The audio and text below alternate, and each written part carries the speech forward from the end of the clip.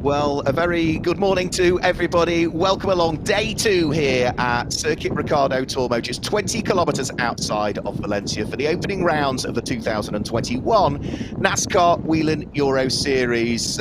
What a weekend we've had already, with the same car going to victory lane in both the EuroNASCAR Pro race and the EuroNASCAR 2 race yesterday. And that's the number 7 car, which sits at the front of the queue, ready to head out onto the circuit for this second EuroNASCAR 2 race of the weekend.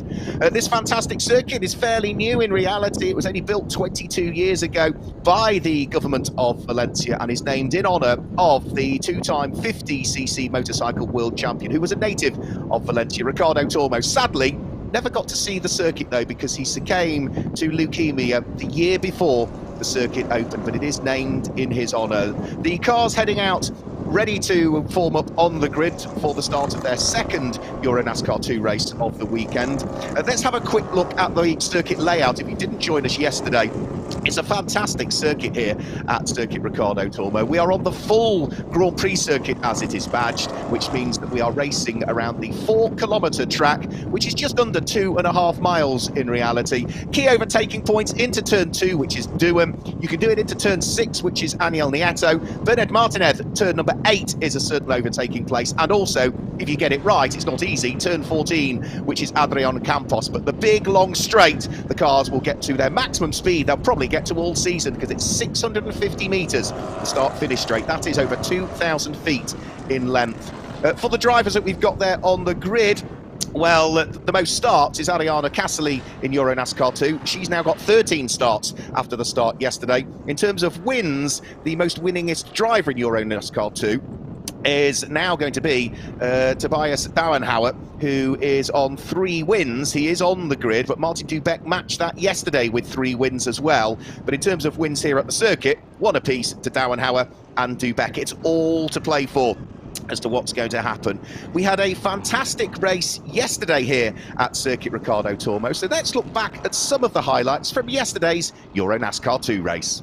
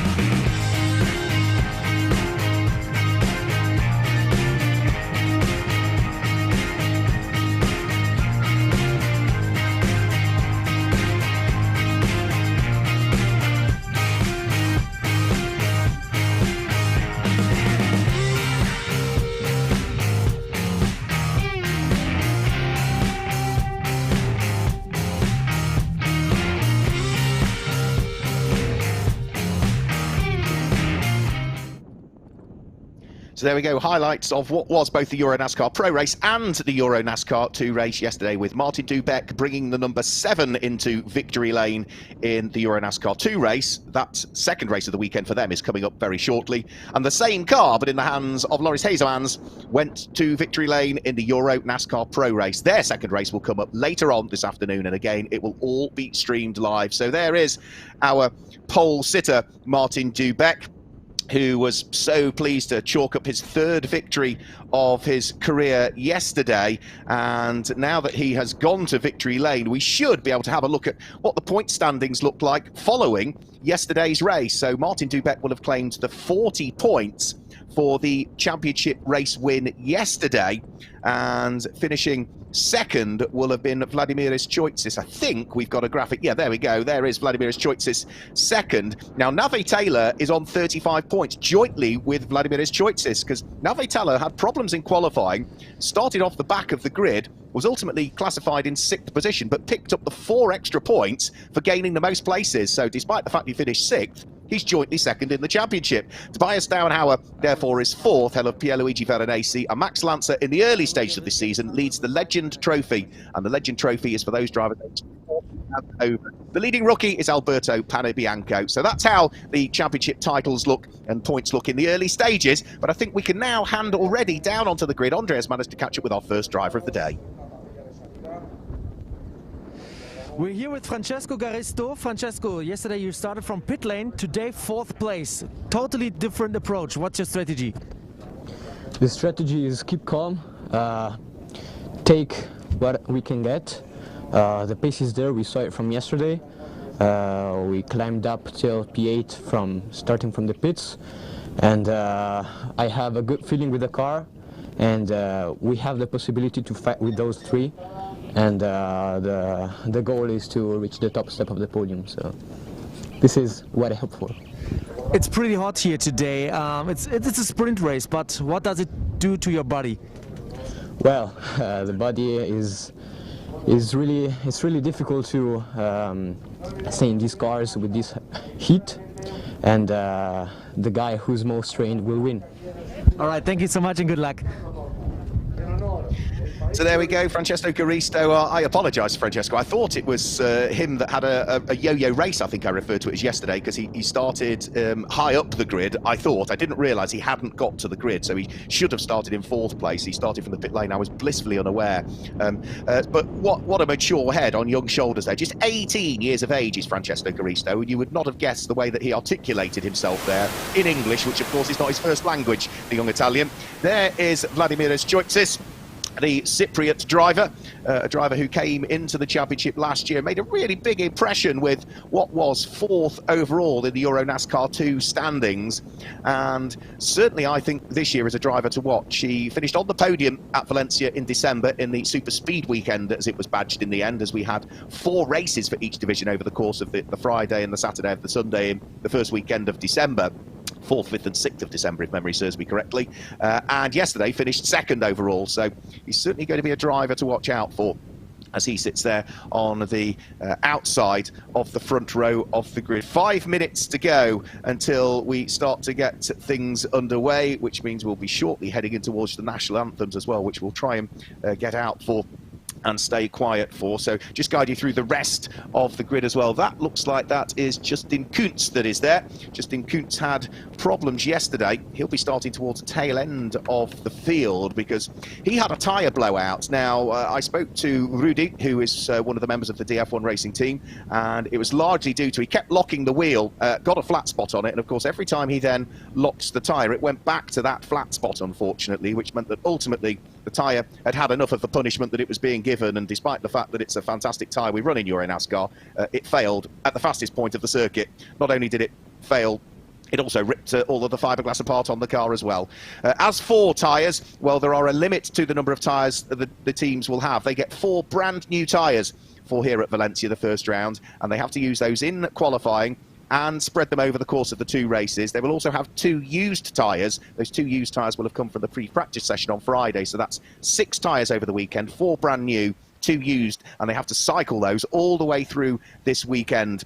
when we get to future rounds, as you can see, the likes of Vallelunga and Brands Hatch and Grobnik, they only get 2 new tyres. So it's even more important they look after their tyres, because they're going to have 4 used tyres carried over from a previous round. So it is really a case of working with the setup on the car, not trying to overdrive it, having a bit of good luck along the way, and trying not to overwork your tyres. And I think that's something that did happen to one of the drivers, in particular in EuroNASCAR Pro yesterday, Giorgio Maggi, who I gather just wasn't happy. He knew he'd taken too much life out of his tyres, struggled in qualifying, struggled in the race to try and make up the time he'd lost for in qualifying, and that had a double whammy effect on him in reality. So Martin Dubek and Vladimir's choices on the front row of the grid. Tobias Dauenhauer,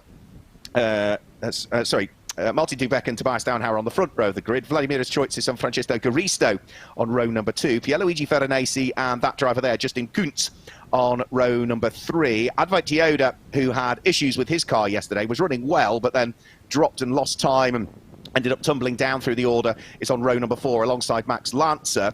The 5th row of the grid sees Simon Palat, the number 66 car. If you were watching yesterday, you'll have seen him go off into the gravel trap. He was struggling with power steering issues and then had, I'm not sure whether it was brake failure or braking issues on top of that, which pitched him into the gravel trap and out of the race. But he was very thankful for a couple of things. Firstly, he'd got the pace before the problems started to appear. And secondly, that despite the fact he either had very little braking or no braking, as well as those power steering issues, he went into the gravel and the car didn't hit anything. So the car was undamaged, just lots of sweeping up to be done. And then, of course, bleeding the brakes and no doubt putting a new power steering pump on it or topping up the fluid and bleeding that system as well. So work to be done there for DF1. He's on the 5th row of the grid with Fabrizio Ametta alongside.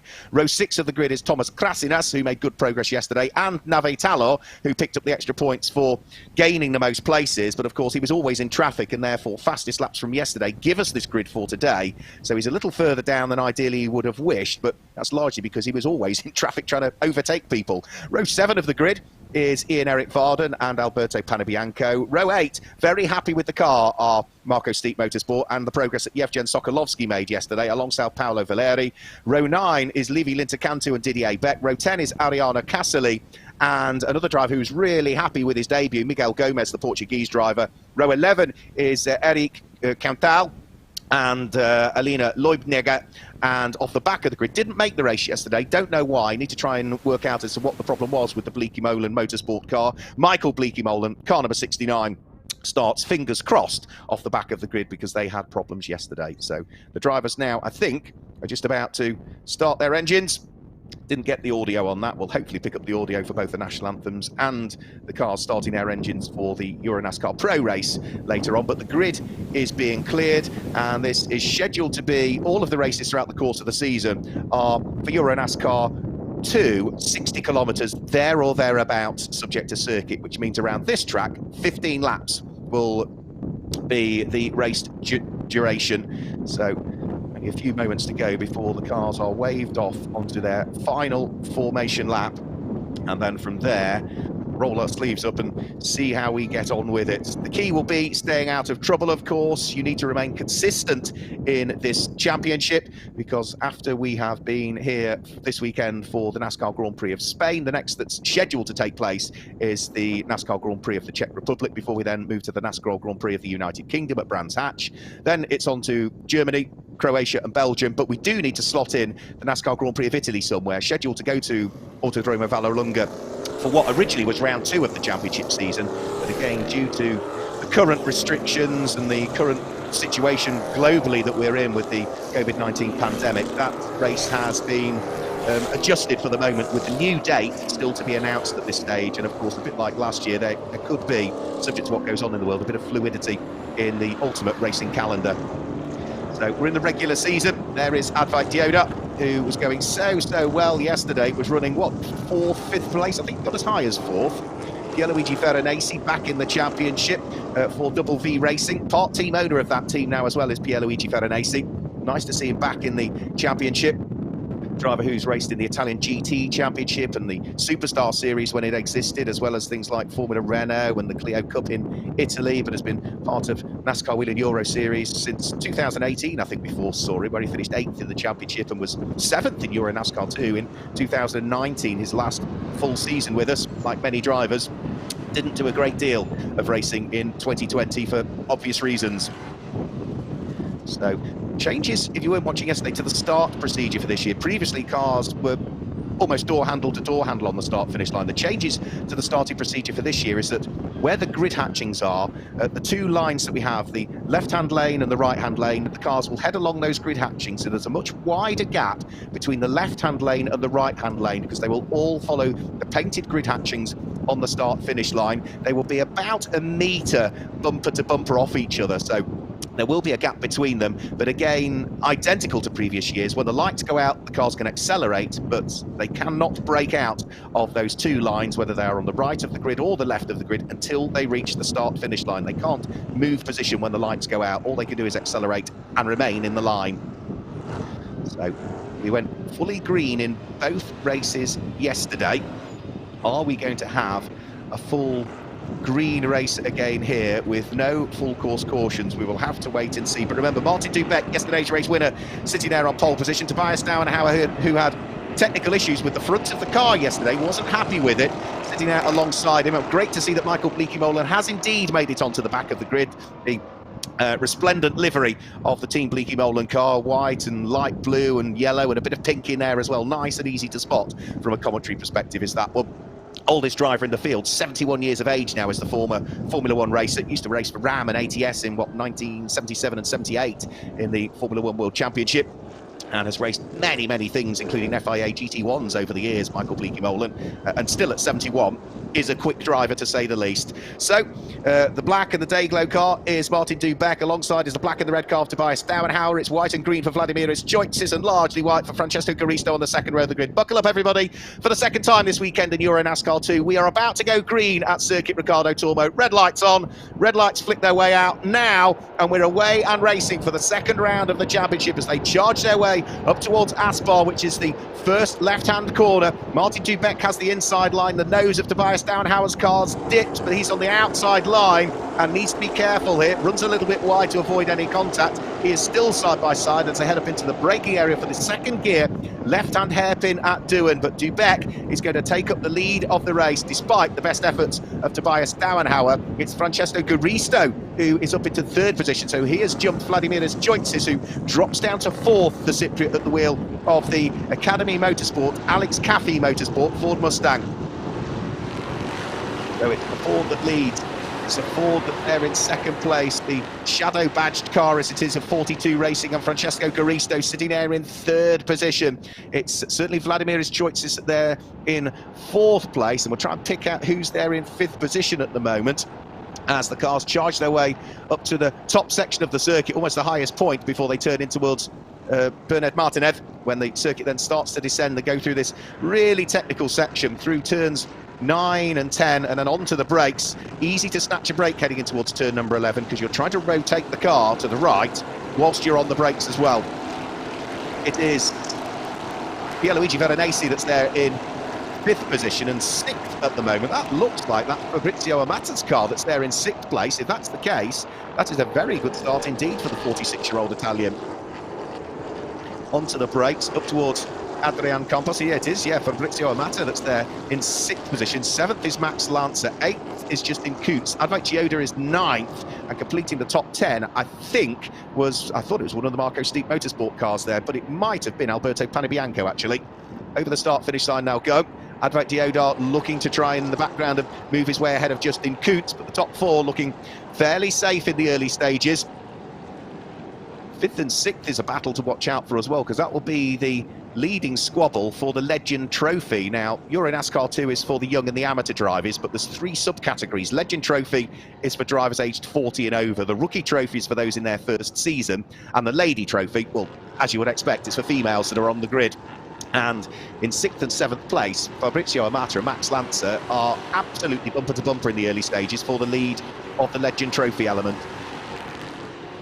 Tobias Dauenhauer again just getting across the nose of Francesco Garisto, who needs to be careful here. If he tries an overtake and it doesn't work, then Vladimiris Joitsis at the wheel of the number one Ford there in fourth place is poised and ready to pounce. They work their way through the left-hander, start to accelerate and feed in the power again on the off-camber exit of turn number 8, Bernard Martinez.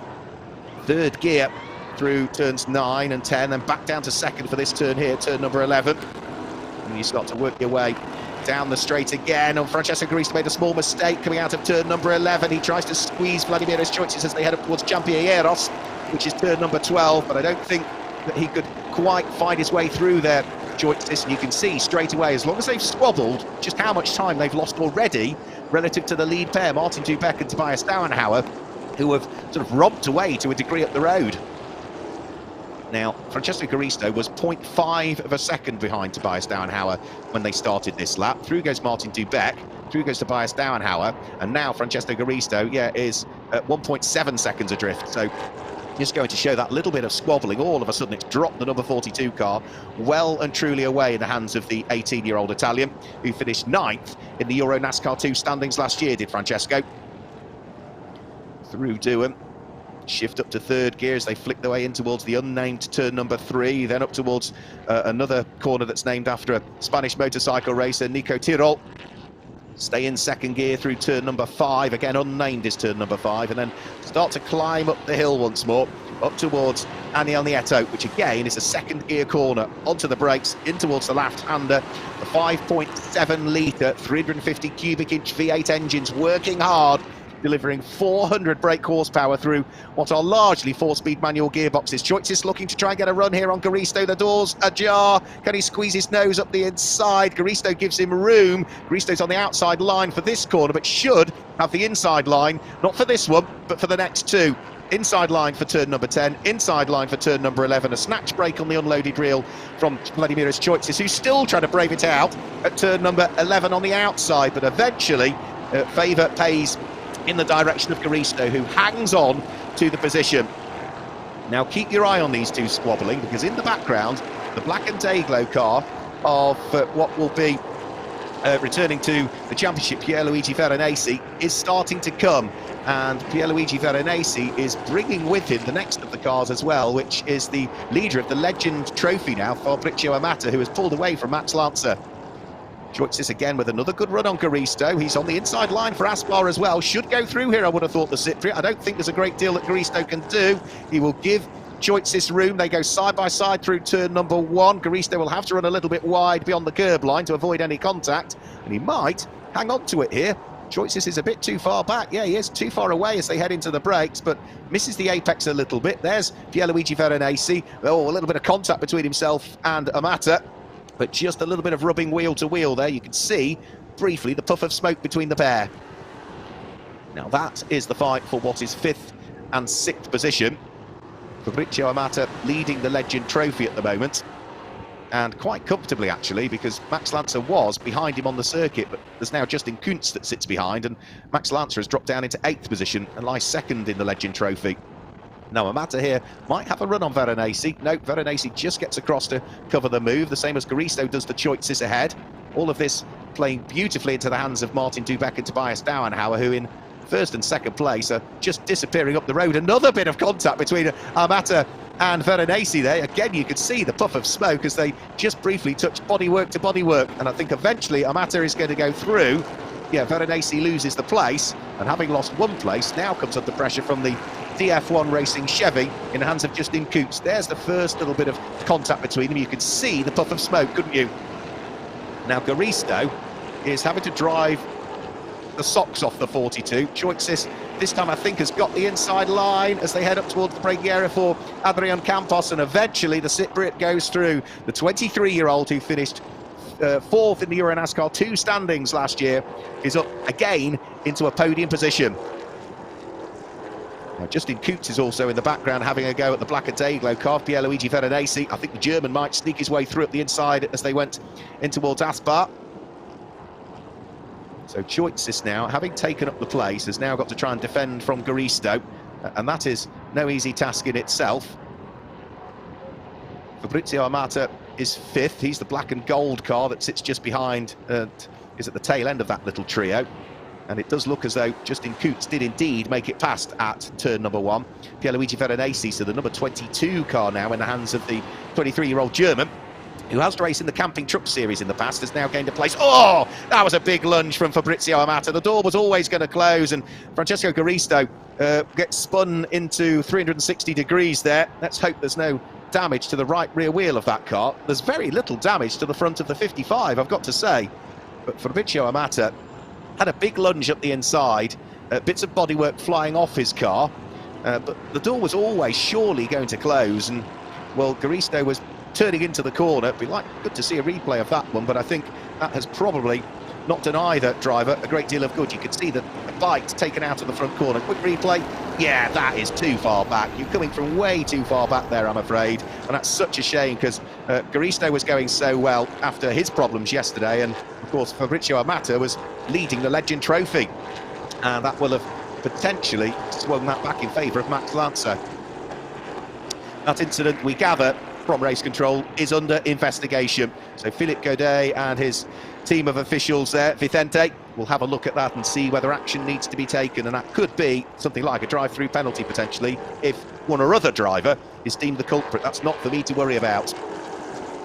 There is the battered car of Fabrizio Amata, who did still hang on to the lead of the Legend Trophy, but behind him now is the undamaged number 88 car of Max Lanza, who is under pressure from Advait Deodat, who has got right behind him Simon Palat and Alberto Panebianco, who's the leading rookie in the field at the wheel of the 89 at this stage.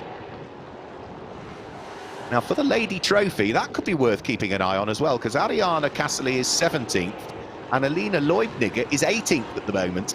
So that could be well worth keeping an eye out on, that little squabble between the number 54 car and the number 12.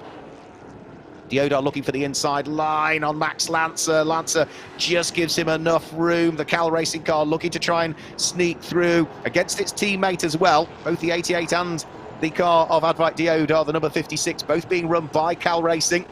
And Max Lanza brakes way too late, heading into Bernard Martinez. Door opens, through goes Advait Deodat, and Simon Palat looking to squeeze his way through as well, and makes it so at the wheel of the number 66 DF1 Racing Chevy. 2 places lost for Lanza. Door's still open now. I wonder if he's got problems. Through goes Alberto Panebianco. Through also goes Thomas Krasinas there. So, having started this lap in 7th position, Max Lanza, he's going to be down into 11th now.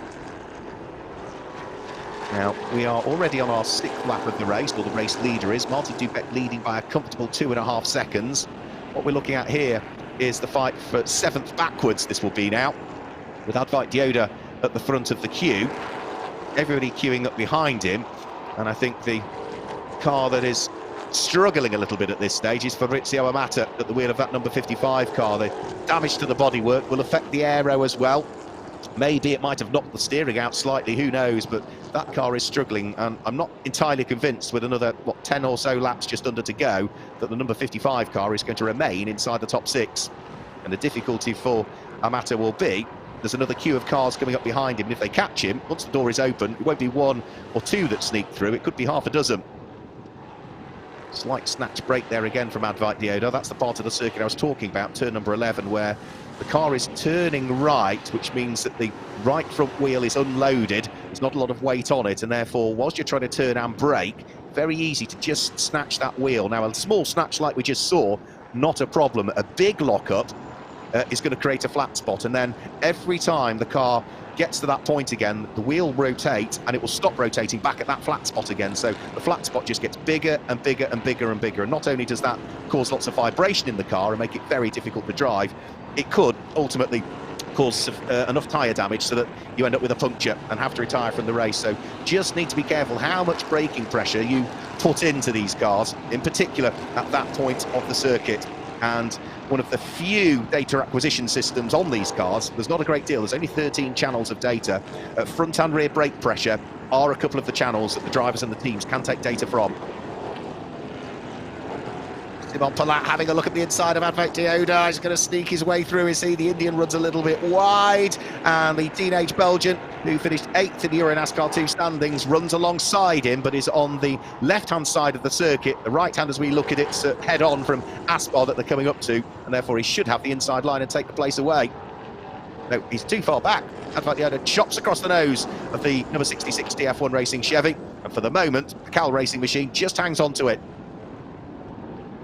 There is a drive-through penalty, I'm afraid to say, for car number 55. Now that is Fabrizio Amata, and therefore that can only be to do with the incident between himself and Francesco Garisto. At the time, I thought the culprit was Fabrizio Amati. The gap was always going to close. He came from too far back, and clearly my view of the incident, now it's been reviewed by the race officials, they've come to a similar conclusion, having had probably more capability to look and re-look from different angles at that incident, and potentially on boards as well. So yeah, Fabrizio Amati, drive-through penalty, I'm afraid, which means that is going to drop him from 6th place, and sadly will lose him the lead of the Legend Trophy as well.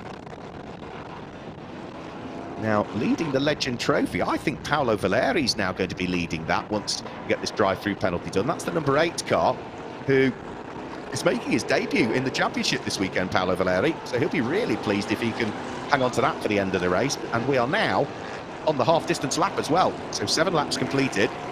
Martin Dubeck with the fastest lap as well. 1 minute 42.980 from Martin Dubeck. That is not a slow lap at all. You can see it in the bottom left of your screens. 1 minute 42 is very, very rapid indeed for EuroNASCAR 2 field. So over the start-finish line, there we see Pierluigi Veronesi. The battered car of Fabrizio Amati is continuing round, the black and gold car, the 55, with the bike shaking out the front of it. There's a bit more damage there, as a bit more bodywork flies off the car as he heads up towards Aspar, which is turn number 1.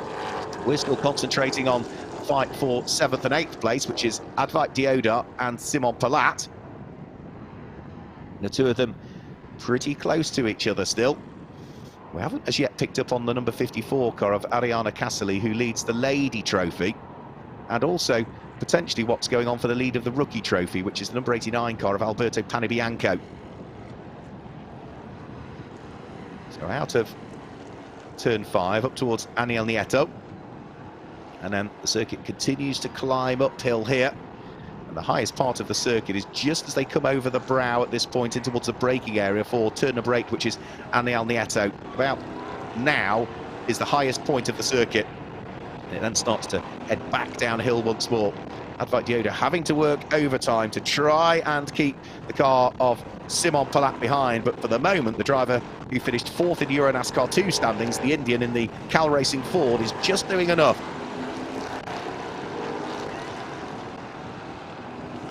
They are, I think, catching the battered car of Fabrizio Amati as well. So yeah, there is Fabrizio. The damage to the front right corner and the bonnet of it, and the Cal Racing Ford is bringing the DF1 Racing Chevy closer and closer and closer. And then remember, Fabrizio Amati also has to serve this drive-through penalty, which he is not doing on this lap either. He's going to continue round for the moment. Now, I'm not sure on the regulations, but usually you would tend to get 3 laps to serve the penalty. Well, that's a couple of times he's gone over the start-finish line now, so I think Fabrizio would be wise, in my opinion, to call into the pit lane next time through.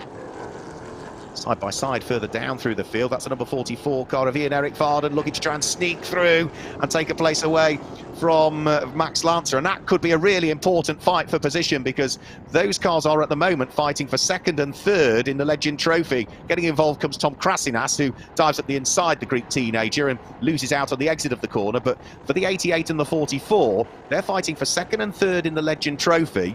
But the leader of the Legend Trophy, Fabrizio Amati, of course, has to call into the pit lane for that drive-through penalty. So that would mean that this battle here between the number 88 Cal Racing machine and the 44 in the hands of the Finnish driver, Ian-Eric Varden, would be ultimately for the lead of that categorisation.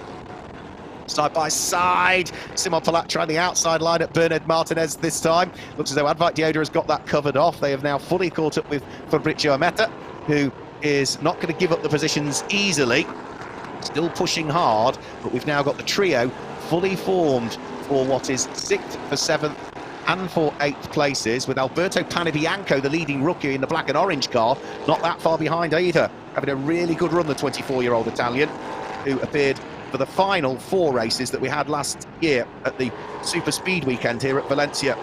That was when he made his debut in the series, I believe. Onto the brakes, in towards the left-hander at Adrian Campos, down the big 650-metre straight again. Fabrizio Amati this time calls into the pit lane for his drive-through penalty, which means that now we are going to have 2... Oh, and off in the background, we've lost somebody in the background, and I think That might be Tom Krasinas that's gone off. Just saw it in the background there. Yes, that is one of the Academy Alex Caffey Motorsport cars, and I'm afraid that's the 19-year-old Greek driver that's in the gravel at the final corner, as the race leader is now on lap number 11. Dioda, slight mistake mid-corner there, opens the door for Simon Palat. If Dioda can brave it out around the outside of this corner, he'll have the inside line for the next one, and should be able to hang on to it, yeah, through Nico Tyrrell, they go.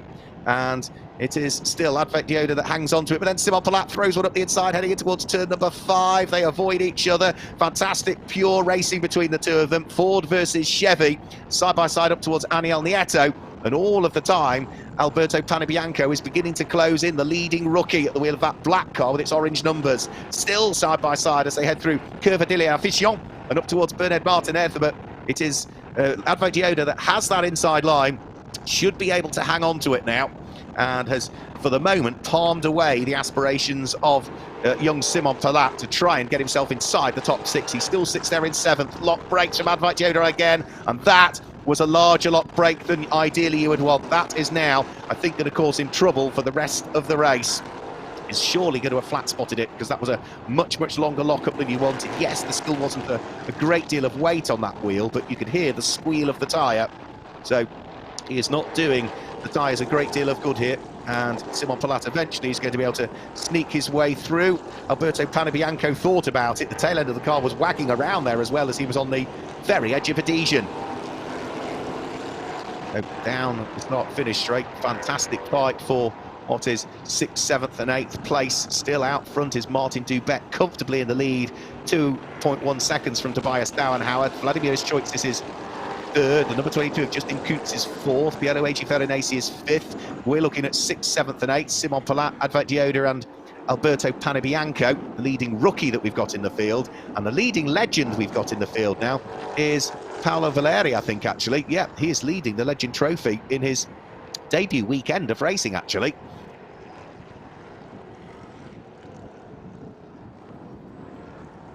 So there is number 90. That is Nave Talor. Where is Nave? He's 14th at the moment. That's the driver that gained the most places in yesterday's race. Will take a lot of working out to work out who's done it in this one. I think wait for the official points to be allocated and see who picks up the additional 4 points, having gained the most places from their starting position to their finishing position. So still keeping an eye on this squabble that's going on. Simon Palat, Advet Dioda and Alberto Panebianco. I'd be hugely keen to have a look at what's going on further back, though. The number 54, Caravaliana Casuli, I think he's getting caught by Alina Leubnegger, and that will be for the lead of the Lady Trophy. So that's the yellow and black number 54 car getting caught by the black and orange number 12, but haven't as yet seen any of that little squabble going on around the track. Now, this is Nave Talor coming under pressure from Francesco Garisto, who's trying to recover from his spin. Francesco Garisto catching up with the culprit, Fabrizio Ametta, who has now conducted that drive-through penalty and will be off the lead lap, of course. So the number 55 car, the black and gold car, needs to sort of blend out of the throttle here and let cars that are squabbling go through, ideally. Nave Talor lets Francesco Garisto get up the inside of him. That's a place gained for the 42, and he's now right up behind the car that caused him his issues and dropped him down through the order. Thankfully for Francesco Garisto, it doesn't look like there's any damage at all, does it, to the left-hand side of the number 42, following the attack from the Club Motorsport machine in the hands of Fabrizio Ametta, who I think just sort of misjudged the braking, really, more than anything, and he lets Garisto go through, and I'm sure he's not going to attack him. Again, oh, he is. He's going to have another go. Right, 3 wide. That might not work up towards Doohan. Fabrizio Ametta, the car on the inside, is a lap adrift, so really needs to let these cars go through. Francesco Garisto fighting away with the car that sits right on his bumper, which is Nave Talor, the Israeli driver. He was a little late arriving at the circuit due to the difficulties that are going on in that part of the world at the moment. It was a solid drive yesterday from Nave, and solid drive today again, albeit not quite as far up through the order. Looks one way, looks the other. The 42 racing machine of Garisto still hangs on to the place. The Not Only Motorsport car of Nave Talor gets a better run this time, heading out of Aniel Nieto. Is he going to be able to sneak up the inside at Curva de l'Affichon? Can't quite do it, which means that he can't get it done by the time they get to Bernard Martinez, which is turn number 8. But the door is open again. Grabbing the apex beautifully there was Navetalor, but it's a little bit slower off the corner than Garisto. Now there is number 8, that is Paolo Valeri. He is leading the Legend Trophy at the moment, running in 9th position, the red and black car with the familiar checker stripe down the side of it. So that's the car just heading up towards turn number 1 now. Here is our race leader, and he is already on lap number 14, about to start the final lap before too much longer. And it looks as though it's going to be a solid haul of points for Martin Dubeck, and a solid weekend also for that car there, which is Vladimir Choitsis, who is going to pick up two podiums on his return to Valencia, which was the scene of his first NASCAR podium last year. He still hasn't had a win though. Surely over the course of this season that is pretty much going to fall into place at some stage. Now Navetalor looking to get the overlap here on Garisto, heading out of Asper up towards Dewan. Can he sneak through? He's trying to brave it out on the brakes, has the inside line. Make sure that he doesn't get the overlap done on him heading off the corner. Yeah, nice and neat and tidy from Navetalor there. Francesco Garisto was looking to try and get the overlap on the way back out. And we're side by side. That's for the Lady Trophy. They are side by side. I thought Alina Leubnegger had caught up with Ariana Cassily. I've been keeping my eye on the times between those two. And that is for the lead of the Lady Trophy. Ariana Cassily, twice a Lady Trophy champion, the reigning Legend champion as well, under huge pressure from Leubnegger, as off and into the gravel, I'm afraid to say, has gone Max Lancer. And that car is not in a safe position. It will be covered by localised yellows, I'm sure, because we are now on, the leader is at least on the final lap. But this is a great fight for the lead of the Lady Trophy. Eric Cantal is the car that's behind these two, but the black and orange number 12 Solaris Motorsport car of Alina Leubnegger, who did some Club Challenge racing with us at Hockenheim back in 2019, but makes her debut in the series, is looking to try and pick up a win in the Lady Trophy here. Can she get it done? Because the cars are now onto the race leader at least, their final lap. And Martin Dubeck leads by less than 2 seconds now, has just eased his pace a little bit, I think, in the final few laps. And is just driving at a pace that means that he can hang on to the lead and not worry too much. Ian Eric Varden under pressure also. That's from the Ukrainian, which is Yevgen Sokolovsky. Don't have Igor Romanov, the other Ukrainian, with us this weekend. He's suffering with COVID, unfortunately, so get well soon, Igor. Hopefully we'll have him back for the next rounds that take place. There's Max Lancer's car. That's at Bernard Martinez where he's gone off. So it's only half a lap to go now, if that, for our race leader. Heading out of turn number 11, down the short straight and up towards the second gear, Champieros, goes our race leader Martin Dubeck. Battle's still continuing out on circuit. The lap car of Fabrizio Amata is not going to let Navetalor through. But up towards the final corner now comes Martin Dubeck. Yesterday, he scored his 3rd career win in the NASCAR Whelen Euro Series EuroNASCAR 2 division. Well, he's about to score his 4th win of his career, and that means that so far, 3 races in, the number 7 car has won 3 races this weekend. He claims to win his 2nd of the weekend. The biased Dauenhauer comes through and finishes in 2nd position, and Vladimir Choitsis has taken the flag in 3rd place. We are still looking at the fight that's going on for 12th, 13th and 14th place. This is actually 4th position. I did Fabrizio Amata a disservice there, saying he was a lap adrift, but he's not.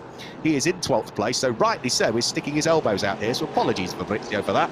He's in 12th place. Navetalor is in 13th, and Francesco Garisto is in 14th position, and they are truly fighting for position. So I'm not surprised that Fabrizio was sort of driving the socks off the car. I said he should get out of the way, but no, why would you? You are fighting for position.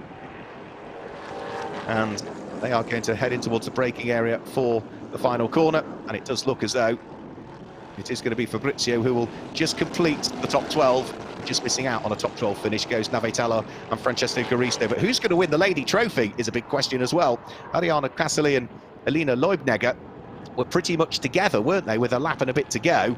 And are we going to see the Italian head to the top of the Lady Trophy podium, or might we see the Austrian? There is the stricken car of Max Lancer, I'm afraid to say, as he sits rather forlornly in the gravel trap. And Ariana Cassily heads towards the checkered flag and is just going to hang on to the win in the Lady Trophy in the background. So fantastic stuff. I think Francesco Garisto, yeah, making his intentions known there, was probably having a conversation with Fabrizio Amata there. Not that they'd have heard of each other, but yeah, I think that was just Francesco letting Fabrizio know that he was not overly enamoured with the incident there. But we'll worry about that later on, because that man there, the Czech driver Martin Dubek, heads towards victory lane. Delight for him as he works his way around the circuit. And if we can bring the final graphic up on the left-hand side of the screen, I can run you through the order. We don't have a full results graphic, I don't think, that we can bring you. It is Martin Dubek that claims the win. Tobias Downhauer in second and Vladimir Choitzes in third. Justin Kuntz was fourth, ahead of Pierluigi Veronese in fifth place, and Simon Palat was sixth. Advoit Dioda was seventh. In eighth place, that's a leading rookie. In eighth place, the number 89 car of Alberto Panebianco, and in ninth place is the number 8 car of Paolo Valeri. That is the leading legend driver that we've got in the field, so congratulations to Paolo Valeri on claiming a legend trophy win. Completing the top 10 was Ian-Eric Varden. In 11th place, Yevgen Sokolovsky. 12th place, Fabrizio Amata. 13th was Nave Talor, ahead of Francesco Caristo and Miguel Gomez, who were 14th and 15th respectively. Michael Bleeky-Molen off the back of the grid finished in 16th place, ahead of Didier Beck in 17th. Ariana Casserly was 18th and took the win in the Lady Trophy, only just though from Alina Leubnegger, who was 19th and 20th. The last of the finishers was Eric Countdal. We lost, unfortunately, in that race, both Max Lancer and Thomas Krasinas. Max Lancer into the gravel at turn number 8. Tom Krasinas, it was turn number 14. So it's another win for a Ford. It's another win for Hendricks Motorsport. It's another win this weekend for Martin Dubek, and a clean sweep so far for the number 7 car as it heads towards victory lane. 1 win in EuroNASCAR Pro by way of Loris Hazemans. 2 wins now by Martin Dubek as a result of his wins in the EuroNASCAR 2 division. And of course that means that in the very early stages of this 2021 championship season, he will be leading the championship. There's confirmation of the results. Didn't realise we got the full graphics, so thanks to the technical team and the media team out there for bringing us full graphics. Now they've been working on that throughout the course of this weekend. Martin Dubek, Tobias Downhauer and Vladimir Choitzes will be the drivers that will head towards the overall podium. The rookie podium will be, I think, capped by Alberto Panebianco from Paolo Valeri, and Miguel Gomez, I think, will be the rookie podium, and the legend podium will be Paolo Valeri, Ian-Eric Varden and Yevgen Sokolovsky, with, of course, Ariana Casserly on the top step of the Lady Trophy podium when we get there. So, jumping out of the car, congratulations from the Hendricks Motorsport team.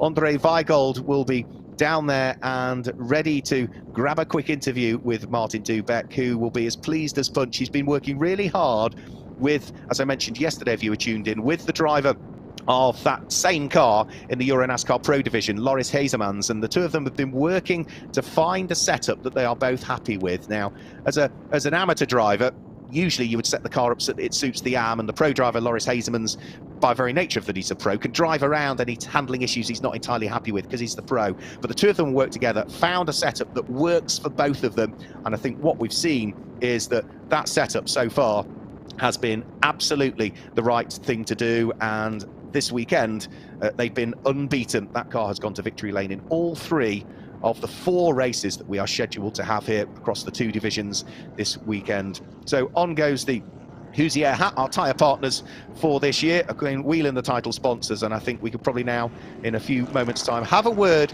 with our race winner, Martin Dubek, who's gone to victory lane for the 4th time in his career.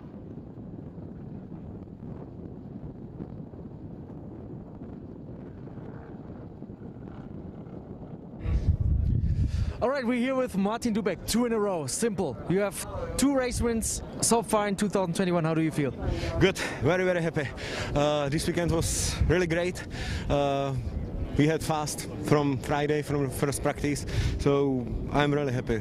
So this is my first race and 2 wins, so I'm really happy. So, you know, good teammate, good team, so we find a really good setup, and it helped me really much, and I'm happy. All right, thank you, congratulations. There we go. So great to hear from Martin Dubek. That now puts him on 4 career wins, which moves him on to the same number of wins as former drivers like Willy Busenna, EuroNASCAR Pro driver Gianmarco Ercoli, Anthony Gandon, the Frenchman, and Ulysse Delceau, another former champion in EuroNASCAR 2. All of those on 4 wins.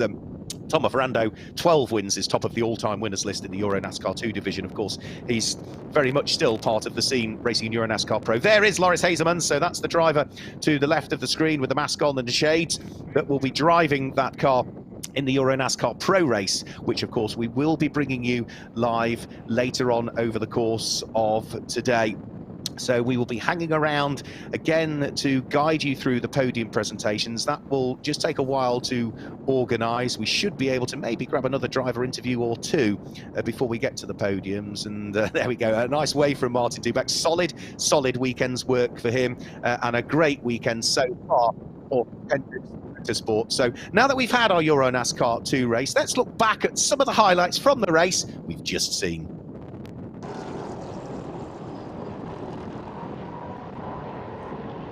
So when the lights went out, Martin Dubeck was leading away from Tobias Downhauer, but there was a great fight going on for third and fourth place between Francesco Garisto and Vladimiris Choitsis, the Italian just heading the Cypriot driver. There was a little bit of contact as Luigi Veronesi got together with the number 55 car of Fabrizio Amata, and a spin in the early stages of the race with the car off the back of the grid, Michael Bleeky-Molen. There was then contact between Amata and Fabrizio and Francesco Garisto, which pitched Garisto into a spin. Max Lancer was having a busy day of it as well, as he was trying to fend off the aspirations of the Finnish driver Ian-Erik Varden, whilst Ian-Erik Varden came under pressure from the late-braking Tom Krasinas, gained the place going in towards Doohan, lost the place as they came out of the corner. In the background, there was a spin ultimately for Krasinas. He ended up in the gravel trap, and then the best of the fights, and it continued for nearly the whole of the race, was Advait Dioda in the number 56 Cal Racing machine, coming under huge pressure from Simon Palat, side by side for several corners. And all of the time, whilst they were slowing each other up, it brought Alberto Panebianco in the background in the Not Only Motorsport car, the rookie, into the mix as well.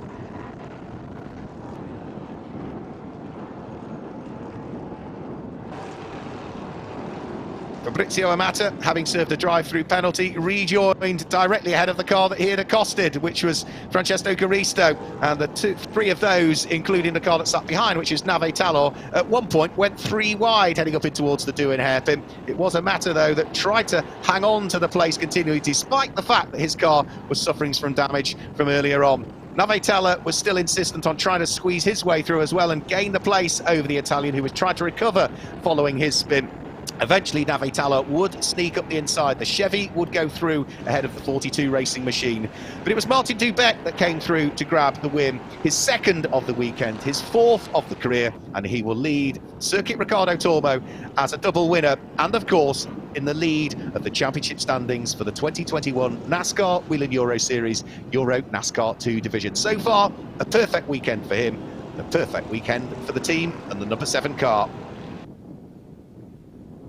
So the podiums are ready. Our first podium will be the overall podium. There will be no VIPs or dignitaries that will be handing out our trophies due to the restrictions that are currently in place. So pleased this weekend also that we do have fans here as well. You could just see some of them up in the grandstands to the top left of the screen. Only 2,000 is what we're allowed. We're only allowed 2,000 fans. And usually there'd be amazing engagement between the drivers and the teams and the fans. No, they are segregated for this weekend. It's such a shame. We can't do what we would like to do, which was be hands-on with all of the fans because of the social distancing restrictions. So it is an enormous shame, but at least we've got some fans in this weekend. So there again are the provisional results. I say provisional, the official results will be confirmed in an hour or so time. There's technical checks that the cars have to go through. They have to make sure that they comply with those technical checks. They will also weigh all of the cars and the drivers to make sure that they are not below any minimum weight limits, and also there could be some issues to watch out for the officials as well, that they might need to look into any incidents on circuit and issue post-race penalties. I didn't see a great deal really. I think the one we spotted was dealt with, which was Fabrizio Amata's drive-through. So beautiful blue skies here, bit of a breeze in Valencia, but nice warm conditions, not too warm for the drivers, not too warm for the cars as well, or the tyres. So in these beautiful conditions, hopefully looking at the clouds and the very few little jet streams that we've got, nice blue skies for our other race, which will be coming up later on. Because just to guide you through the schedule for the rest of the day, the times for our live streams are that we have another race coming up, which is for the EuroNASCAR Pro division, and our live stream is due to get underway at 14:15 this afternoon with a slightly longer 18-lap race for the EuroNASCAR Pro division. The stream goes live at 14:15. That's Central European time. the race itself gets underway at 14:30. So that will be our final racing action of this weekend, the opening weekend of what is a 14-round championship, where the drivers in the regular season, which is the first 12 races, count their best 10. So they've got 2 joker scores they can drop from the first 12 rounds before we then head into rounds 13 and 14, which are the double points paying finals. And you can't drop those. You have to count both races in the finals. So looks as though the podium is ready. I'm not sure we're going to get any further interviews down there in pit lane before we get straight into the podiums. And then we will look forward to doing it all again for the EuroNASCAR Pro Division later on. And if you're not familiar with what the Pro Division is, that is for the professional drivers in reality. So EuroNASCAR 2, the young and the amateur drivers, 3 subcategories of that. Legend Trophy, as I mentioned, which are for drivers aged over 40. They will have their own podium coming up shortly. The Rookie Trophy, again, will have their own podium there for drivers making their debut in the series, regardless of their age or their experience. They're all eligible for the Rookie Trophy. And the Lady Trophy, which will also have a podium. But when we get to EuroNASCAR Pro later on today, of course, we've got that as the main championship. We then have the Junior Trophy within that as a subcategory, which is for drivers aged 25 and under, and the Challenger Trophy, which is in reality for amateur drivers, so those that are either graded bronze or silver that take part in EuroNASCAR Pro. So that's what will be coming up later on today. So there will be no further interviews, but we can now get the podium underway. Heading out onto the podium, the top 3 overall in the race. Vladimir Choitzis heads on to the podium for the second time this weekend. Tobias Dauenhauer in second position. And the top step of the podium once more is reserved for Martin Dubeck, who claims his 4th career win in the EuroNASCAR 2 division. And I think now it's time for the national anthem of the winning driver.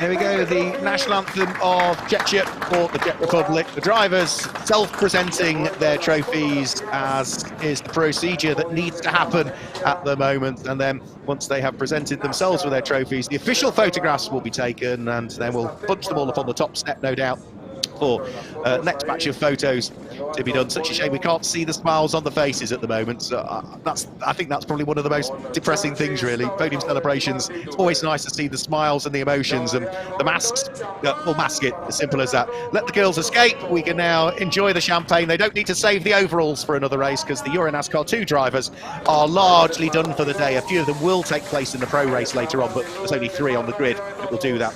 For these guys, that is it. They are done for the day. So that is our overall podium. A chink of champagne bottles. Oh, Choitzis hasn't got the cork out yet. There we go. Vladimir Choitzis a little late on parade. Much quicker out on the track than he is getting the cork out of the bottle, but celebrates. And great to see the camaraderie amongst the drivers as well.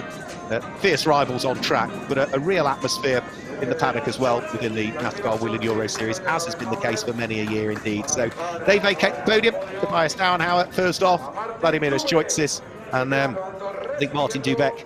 A couple more photos just being taken before he will vacate the podium, and then the podium will be redressed before we can then grab our 3 drivers for our second podium that will be coming up. And if memory serves me correctly, the second podium yesterday was the Legend Trophy podium.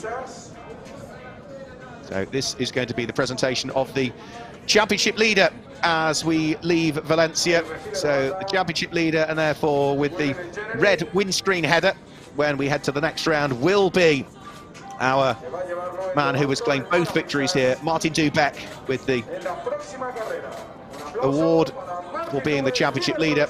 The red windscreen header will be proudly worn on the number 7 Hendricks Ford next time out, when potentially we head to his home NASCAR Grand Prix, the NASCAR Grand Prix of the Czech Republic, which is scheduled at the moment to take place on the 19th and 20th of June.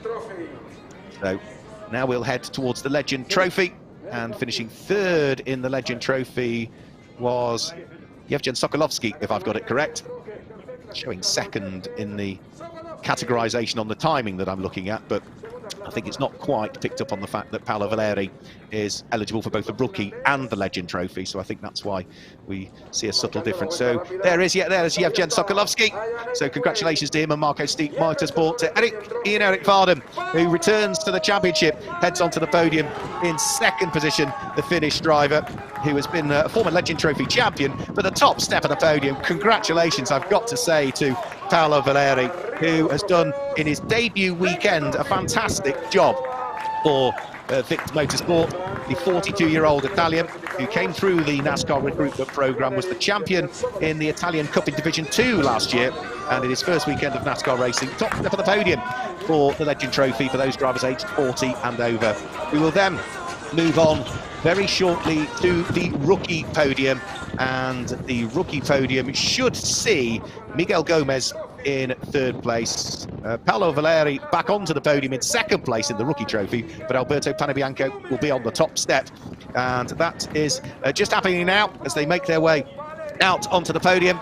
There we go. It is Miguel Gomez in his debut, the Portuguese driver, third. Second place goes away of Paolo Valeri in his debut weekend, and Alberto Panebianco, congratulations to him, the top step of the podium for Alberto Panebianco, who has raced here previously at Valencia, but that was just the final 4 races of last season. He didn't do a full season, so congratulations to our top 3 rookies in our second EuroNASCAR 2 race of the weekend. They all fist bump each other and shake their hands. You can see a little bit of strapping there to the right hand, the shifting hand of Alberto Panebianco. Photographs being taken. We've already lost one, though, I'm afraid. I'm pleased Paolo Valeri has already disappeared by the look of things. So there we go.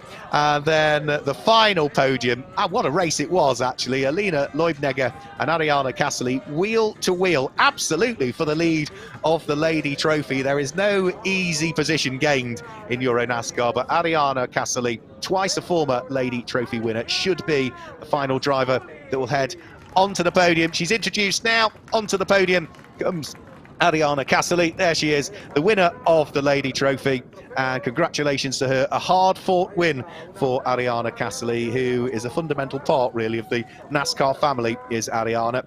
Legend champion last year, she finished 11th in the overall standings, but was a lady champion in 2019 and 2016, was runner-up in 17 and 18 as well, and she is on the top step of the Lady Trophy podium. So congratulations to all of our drivers on the podium for EuroNASCAR 2. And that is it for them for the weekend. But it's not it for us, because we have one further race still to come up later on today here at Circuit Ricardo Tormo, the final race of the NASCAR Grand Prix of Spain, the EuroNASCAR Pro Division. We go live on the stream at 14:15 Central European Time. That's 13:15 British Summer Time.